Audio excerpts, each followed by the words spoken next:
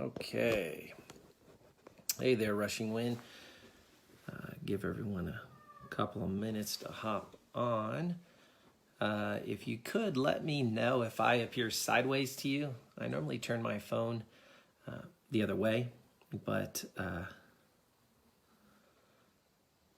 want to make sure that I'm not sideways. So if it looks good, we're good. All right. Just a couple minutes for people to hop on with us. I hope you're enjoying this day. Clear skies, sunny. Open the windows, let the sunshine in. Enjoy it. I'm hoping there's no more rain coming. In my line of work, we do get quite a bit busier when it's raining. So, good morning, Brother Milton and Brother Stewart. Good to see you guys joining us. All right, we'll give it another minute or so, and then I will get started. All right, good morning, Sister Linda. Hope you're enjoying your day.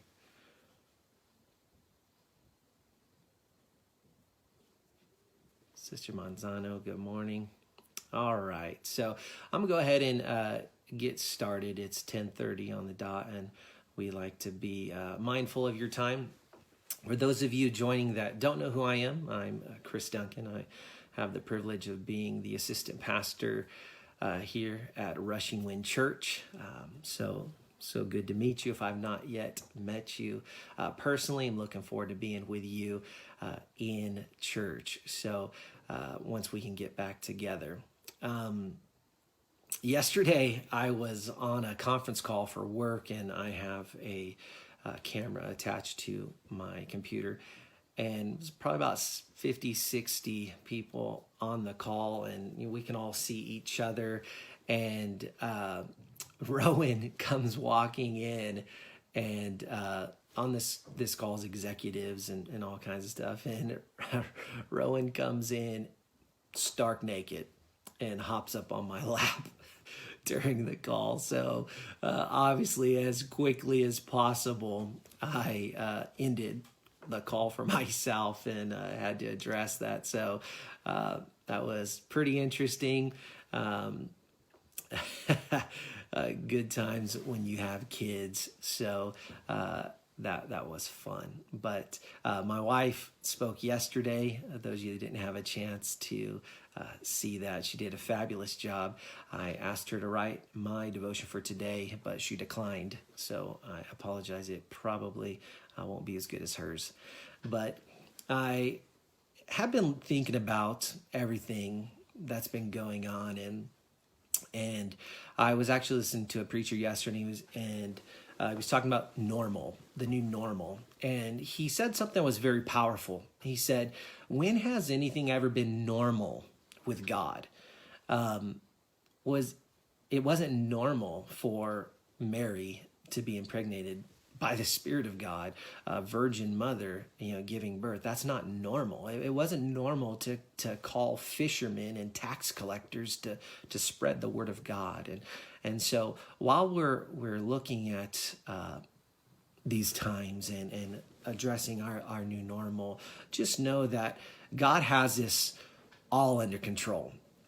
And we just need to stick with the basics. And so I'm going to address that. We're going to get back to the basics. We're going to do new things. Yes, this is new. We've never done daily devotionals live on Facebook or any other place. So this is new. So I'm not saying we're not going to do new things, but there are some basic fundamentals that we adhere to and that we will continue to do so that are going to help us. There was an elderly couple.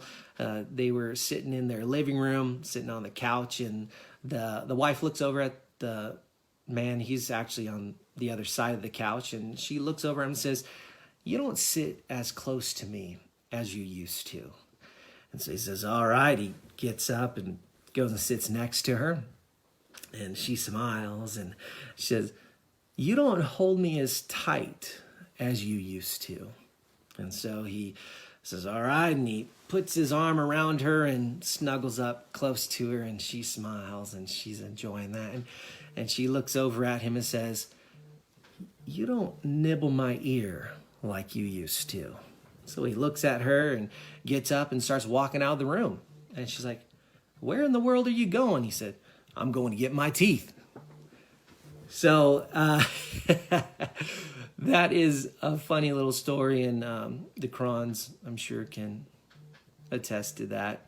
Brother Cron, hopefully you have your teeth in today. But getting back to the basics, they used to sit next to each other. They used to snuggle. They used to nibble on the ear.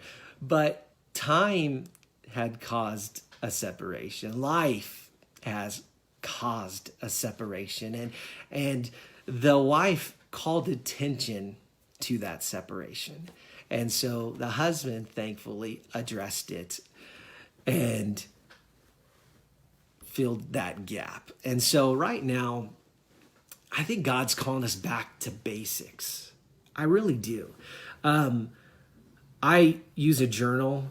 So some of you think, oh, great, Chris writes in a diary. I don't have a diary. I have a journal. It's a digital journal. It's on my iPad, and I don't journal every day, but I journal often. It's cool to be able to go back and see, what you wrote last year on the same day. And I'm just going to be very open and honest right now. This is my journal entry from Saturday.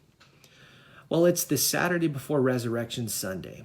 I can't help but be thankful for what God did for us. I'm so thankful that God's ways are higher than our ways. If he was like us, we'd have wiped everyone out and started again. And we think, well, he did that with the flood, but if I was God, we'd all been wiped out. There would have been no resurrection. I'd have started afresh. And so I thank God that his ways are higher than our ways.